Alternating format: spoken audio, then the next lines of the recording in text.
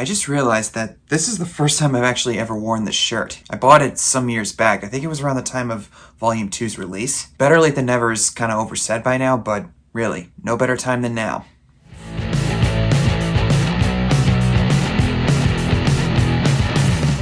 So with Guardians Volume 3 coming up next week, why not seize on the opportunity to look back on the previous two films? It's been about 9 years since the first one came out in 2014, and it was a big surprise for everybody, including myself. If you were a hardcore Marvel comic book reader, you'd probably be just as surprised in how they portrayed it in live action. And for the casual viewers like myself who are really into these kinds of movies, you were probably also surprised by how they were able to portray this. We'll get to the concepts in a minute, but basically the plot if you don't really know what it is. And just to get it out of the way, we are going to talk about spoilers. So if you don't want to know anything, get away. It's been 9 years though. I think you've had more than enough time by now, but still, if you don't want to know anything, that's your warning. A group of misfits from a certain part of the galaxy in the Marvel Cinematic Universe all group together in order to retrieve this orb, which contains one of the Infinity Stones that Thanos is after, and sends one of his pawns, Ronan the Accuser, to obtain it. It's one of those plots where you see an unlikely type of alliance forming between a group of characters that wouldn't really talk to each other otherwise. Various movies have portrayed it before, but what I think really makes this unique is not just the fact that it's from a Marvel property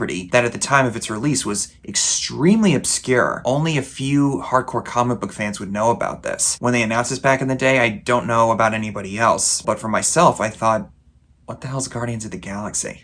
So I did some digging afterward, learning about Rocket being a talking raccoon, Groot a walking, talking tree, Peter Quill, who is a human abducted from Earth and listens to music while doing these various jobs, getting paid by certain people, and a green alien woman named Gamora. Just the thought of that beforehand, me and probably a few other people would have said at the time, that is the most stupidest thing I've ever heard. On top of that, in the director's chair, you had somebody like James Gunn, who's had his hand in certain pieces of media that, didn't receive the greatest reception or were just really out there for the general public. But due to the success of this movie, he's gone on to direct the following two sequels, as well as creating the sequel for the Suicide Squad. But for myself and many others at the time, I was thoroughly impressed with how it turned out. To this day, I still have yet to see a movie, not just from this genre, but any type of movie that's out there that has a really good self-confidence to it and a really kind of confident swagger. And that's one of the only times I use that word because I think that word is just stupid and overused. But anyway, it takes itself seriously, but really goes full force with the craziness of its source material. Another example of how Marvel has been known to embrace its weirdness every once in a while. Due to its long-lasting success, casual movie-going audiences are totally fine with these types of characters. A talking raccoon, a talking tree that can only say 3 words, or 4 technically if you count the variation of "We Are Groot," as he says at the climax of the movie. And the use of a soundtrack that is so electric. In order to understand the point I'm trying to make, you have to listen to it for yourself. But how does the movie hold up all these years later?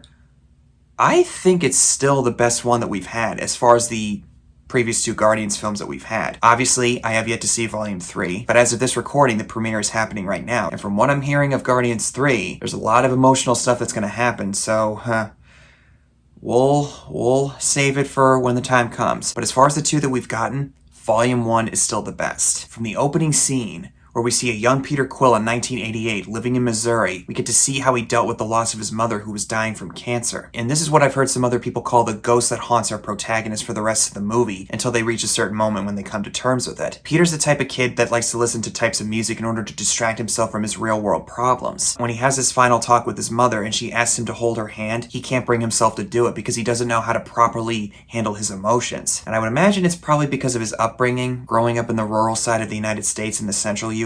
They're not exactly willing to talk about their feelings. And it was also 1988. The general public wasn't really as accepting or as sensitive about that type of stuff. So I think it makes perfect sense for Peter to hesitate holding his mother's hand because he doesn't know how to process something that's so emotionally raw. And him breaking down and crying over his mother's death literally rips my heart out every time I watch it. But then as we see later on, he gets abducted by Yondu and his crew, and the film cuts to about 20 plus years later where he's about to obtain an orb, which if you've seen Endgame, we all know how that goes. Somewhere in another reality, War Machine and Nebula are watching him make a fool of himself as he's listening to that song by Redbone. So he's an idiot.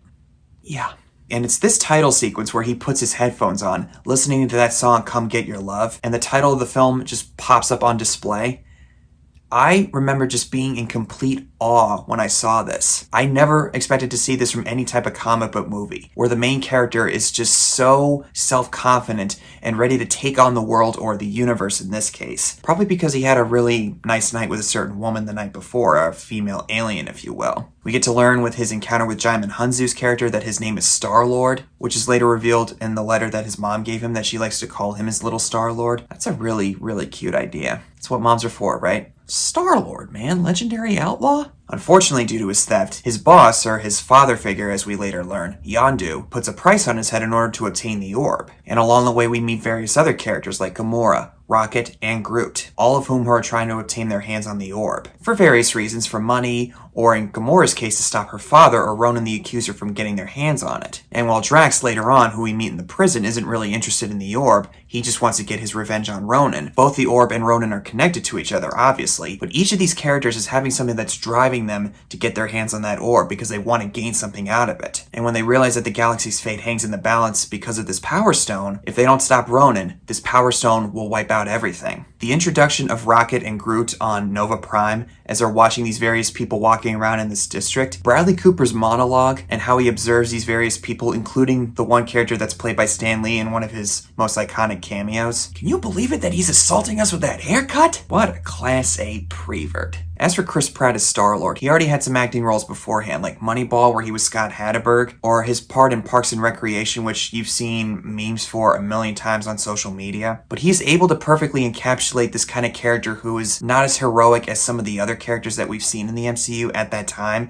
and especially later on. He's very self-centered and doesn't really care about anybody else. He just wants to gain the next prize in order to get all the money that he wants. And since I mentioned Star Wars, it's pretty obvious that this movie is very similar to it. I don't know if this was James Gunn's intention or the creators of the original source material, but when you look at Peter Quill, at least from my perspective anyway, Peter Quill I think is in a lot of ways Han Solo, and maybe some of the boyish qualities that Luke Skywalker had in A New Hope. Rocket and Groot, on the other hand, it's pretty obvious that this is Han Solo and Chewbacca. And just like with the Star Wars universe, this side of the MCU really goes full-on weirdness with some of the alien creatures that we get to see and the various planets and places that we get to explore along the way. And we also get to see a peek of the Celestials, as we saw in the Eternals movie many years later. Even a mention of one. The place Nowhere is apparently a severed head of a Celestial, and I thought, ooh, there's a connection to Eternals right here. And it makes me wonder, maybe they're setting up the idea of Galactus even long time ago during the Infinity Saga. So inevitably the four get captured by the Nova Prime Authority and they get sent to this prison where they run into Drax the Destroyer, played by Dave Bautista. To backtrack for a second, Zoe Saldana as Gamora I think makes up significantly for her portrayal as Uhura in the Star Trek movies at the time. Not that she was bad as the character, but the character on paper wasn't really that captivating in the first place. She was fine, but they didn't really give her a whole lot to do, and I was hoping that maybe they would give her something worthwhile. Gamora in this case is the adoptive daughter of Thanos, as we later learn in Infinity War how that all went down. She's the only one of her kind, which kind of tells me, in hindsight, that Thanos' plan wouldn't have worked anyway, despite the fact that there's plenty of video essays out there that'll tell you that Thanos was in the right about wiping out half the universe, but anyway. While it may seem like she wants to get the orb for her own good, or to at least give it to her father or Ronan, no, she actually wants to destroy it. She's seen what her father's capable of, and she doesn't want anything to do with him. Having seen Infinity War and her backstory with how Thanos adopted her, the layers of her backstory are a lot more apparent this time around on rewatch. And everybody in the prison wants to get their hands on her, since Ronan or Thanos have wronged a lot of these people in their own various ways, including that one blue alien character who has his nose broken by Groot. And from what I understand, that alien is voiced by Nathan Fillion, who is famous for Firefly and was a popular fan casting choice as Nathan Drake for many years. Probably my favorite character, I'm just gonna get this out of the way right now, is Rocket. Bradley Cooper's portrayal and his line delivery, oh god, there are so many great lines that he has in all the movies that he's shown up in. It's just impossible for me to list off every single favorite that I have, and there's probably some in Guardians Volume 2 that I've forgotten about, but the best line that he has in this whole movie, and I don't care what anybody says, this is the funniest line in the entire movie. I need his prosthetic leg. His leg? Yeah. God knows I don't need the rest of him. Look at him, he's useless.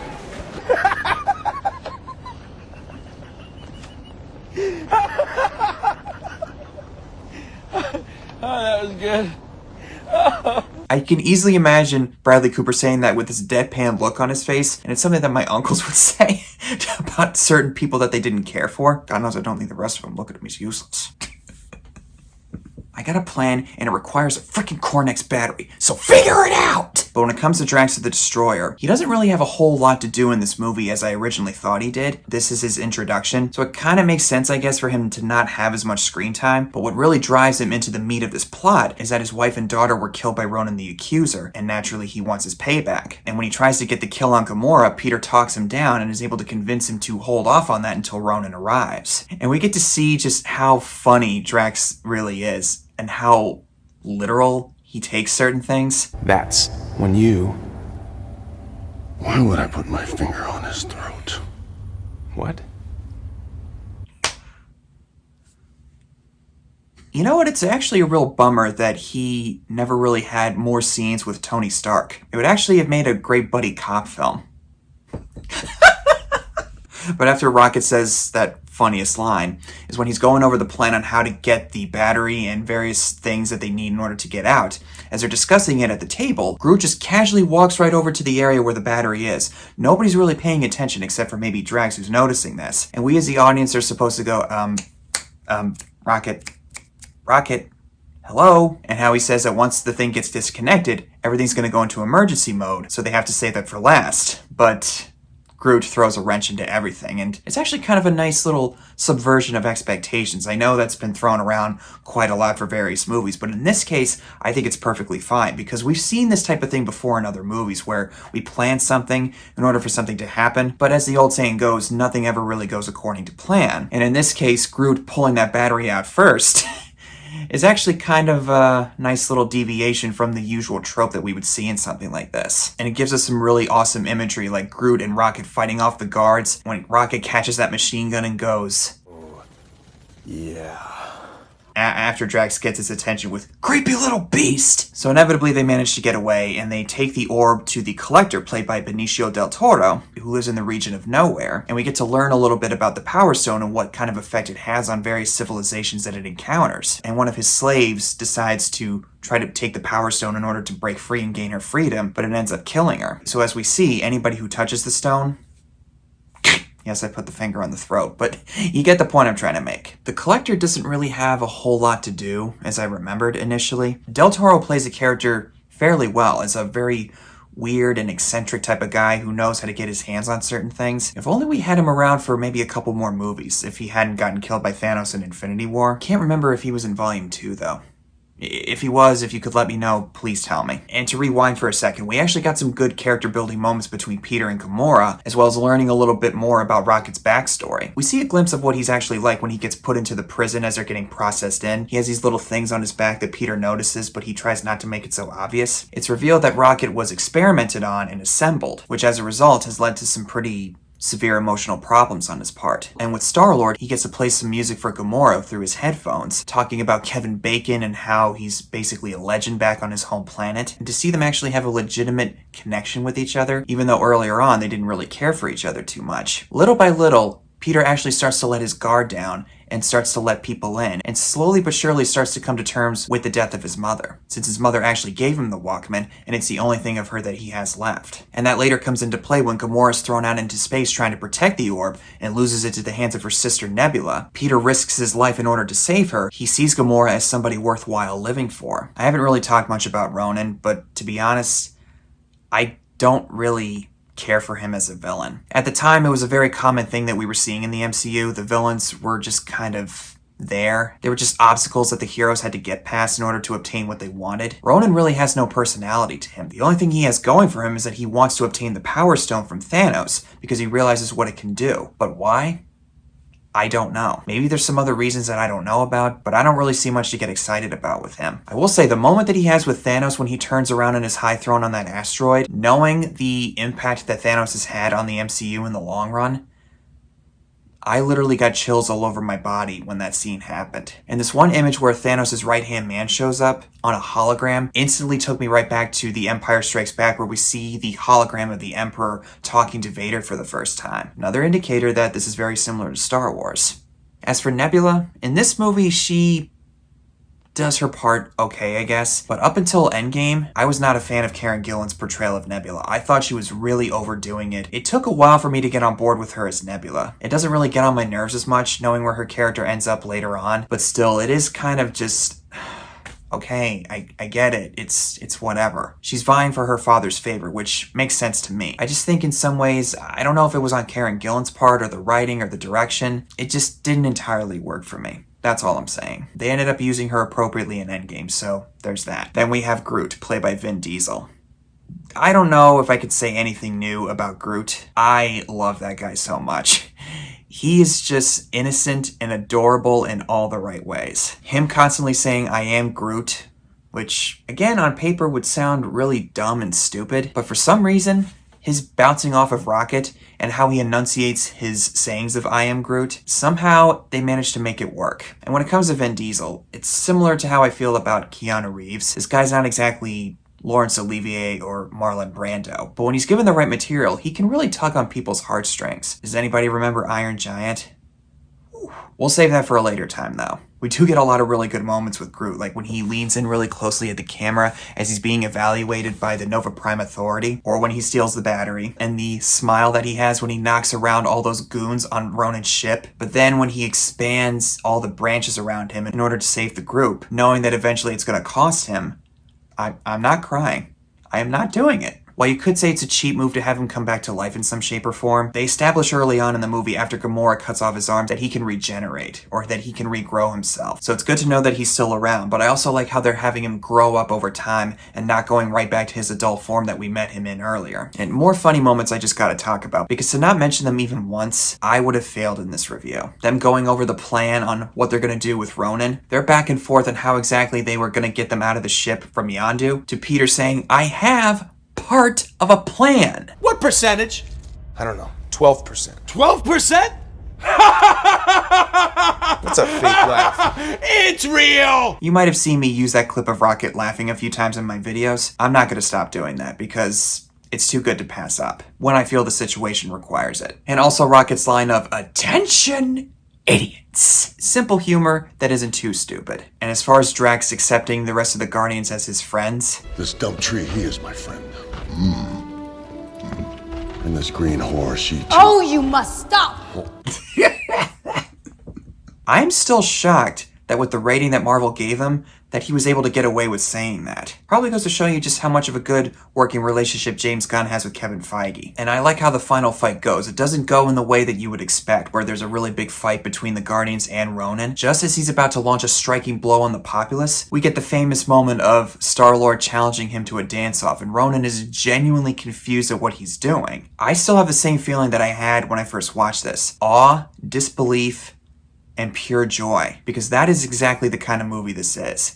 It does not care whatsoever how stupid it's being. In all the right ways. Not Batman and Robin type of stupid, if you know what I mean. And then once they get their hands on the Power Stone, at first you start to think, oh my god, Peter's gonna die. But no, he actually manages to stay alive long enough in order to contain the Power Stone. And I do like how they address that he's actually not fully human, that his father was a celestial of some kind, if I remember correctly. If you've seen Guardians Volume 2, we all know what the story is with his father, his biological father, Ego, and it explains how he was able to survive that long while holding the Power Stone, whereas the Collector's servant wasn't able to. But a great part of that scene is when Gamora reaches out and asking him to hold her hand, he sees a flash of his mother asking the same question. So in a way, spiritually, he's able to correct what he didn't do all those years ago, and I think it's such a beautiful payoff. Having seen the other movies, in hindsight, this hits a lot harder. So he opens this letter from his mother that he's never been able to open until now, and this gift that she gave him was a Volume 2 cassette tape. So he's able to put that behind him and move on to a newer set of memories that he has with his new friends. And I think the arc that he goes through in this one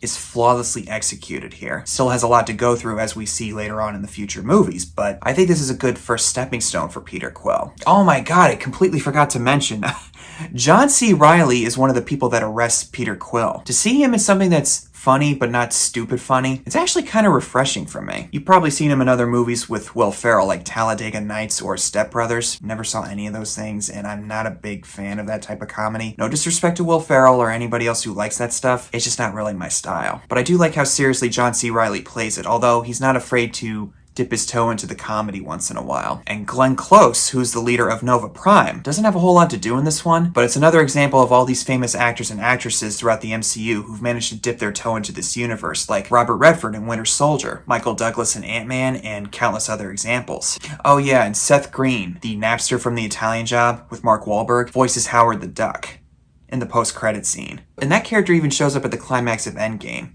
It's one of those if you blink you miss it type of things. And yes, I do love the mid-credit scene where Baby Groot, or Plant Groot, is dancing to that one Michael Jackson song. And how Drax immediately looks back, wondering if he saw something, but then he just goes back to cleaning his knife, and Groot just carries on.